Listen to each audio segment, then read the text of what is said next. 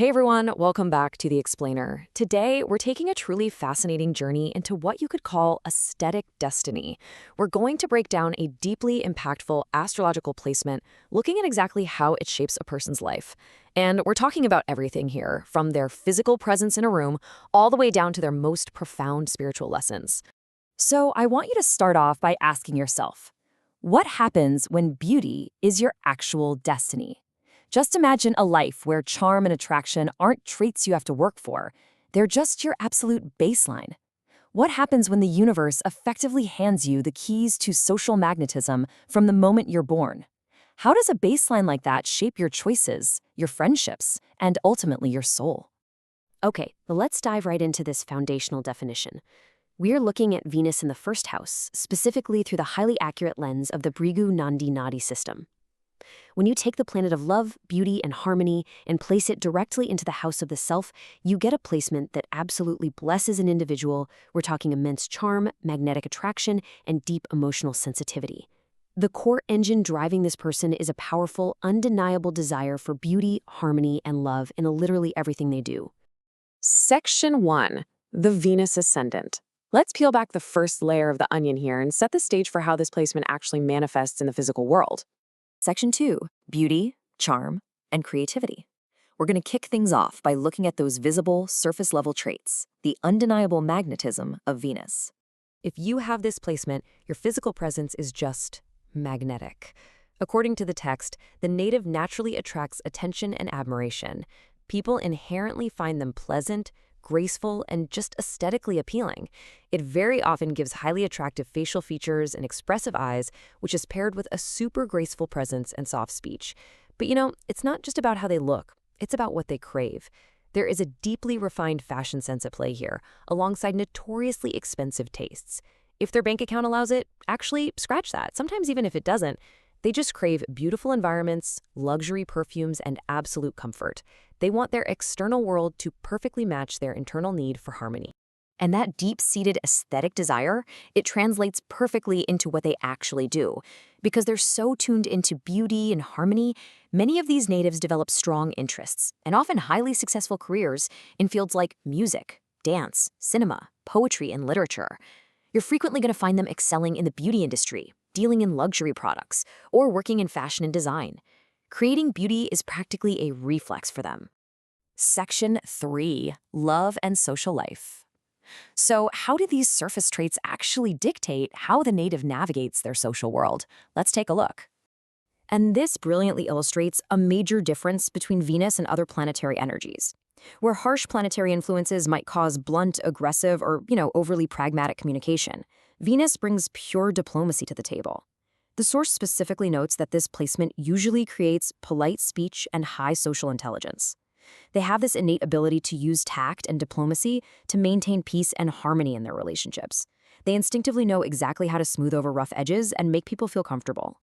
But that deep well of feeling comes with its own unique challenges, right?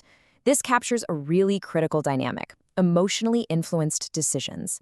Because Venus rules their first house of self, logic and pure practicality often take a back seat to emotion, passion, and attraction. When they're faced with a choice, the native might prioritize their feelings or a relationship over what makes the most pragmatic sense. And the source highlights that this is especially true in their youth, where the heart almost always outvotes the head. Now, as a direct result of prioritizing connection and communicating with such grace, they naturally cultivate an incredibly popular social life. Venus in the first house often gives immense social popularity and admiration from others. There's just an effortless ease in forming personal connections. People are naturally drawn to their warmth, their aesthetic appeal, and that diplomatic nature we talked about. Making friends is rarely a struggle for this placement. Section 4. The spiritual karmic lesson. Now let's slow down for a second and shift gears, because we're entering the deepest, most profound core of this explainer. Love becomes life-defining. I really want you to let that sink in for a moment. For a Venus in the first house native, relationships aren't just some fun side quest in life. They are the absolute crucible for emotional growth. The person deeply seeks affection, romance, emotional closeness, and validation through connection. Their very sense of self is inextricably linked to how they love and, importantly, how they are loved in return.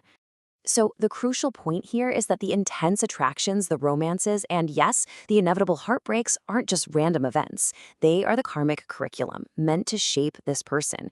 Relationship karma becomes absolutely critical. The source text explicitly states that marriage, romance, heartbreak, and emotional attachment become the major life themes shaping their maturity and self-worth. If you're ever analyzing a chart with this placement, you have to know that every single connection is a mirror, teaching them something profound about who they truly are. Which brings us to the ultimate spiritual realization. Over time, Venus demands a balance between pleasure and emotional peace. Through all those life-defining attachments, the native slowly learns a hard but incredibly beautiful truth. Beauty, love, and external validation alone are simply not enough. The spiritual journey of this placement is ultimately about shedding that desperate need for external validation and learning to find true, lasting inner peace that doesn't rely on how much they're admired or loved by others. Section 5. The astrological variables. Now, let's pivot slightly to add some necessary nuance, acknowledging that this baseline destiny doesn't just exist in a vacuum. Now, what's really interesting about this is how these specific variables heavily dictate the final real-world results when you're doing deeper Bhrigu Nandi Nadi analysis. The foundational traits we've been discussing, they'll be altered by the zodiac sign Venus is sitting in. That changes the flavor of its expression. Conjunctions matter immensely too. If Venus is sitting right next to Mars, Rahu, Saturn, or Jupiter, well, that energy is drastically modified. We also have to look at aspects from benefics or malefics, which change the overall impact. And finally, the ultimate condition of the seventh house, the house of partnerships, along with the specific dignity of Venus itself, dictates the final results of how this aesthetic destiny actually plays out in a real person's lifetime. So we've explored the magnetism, the creativity, those emotionally driven choices, and the profound karmic lessons of this absolutely fascinating placement. And I want to leave you with the very question that the Venus in the first house native spends their entire life trying to answer. Can beauty and love alone create lasting fulfillment? It's a really profound thought to meditate on, whether you personally have this placement or not, as we all navigate our own karmic attachments. Thank you so much for joining me in this explainer today. Keep learning, keep reflecting, and I'll catch you in the next one.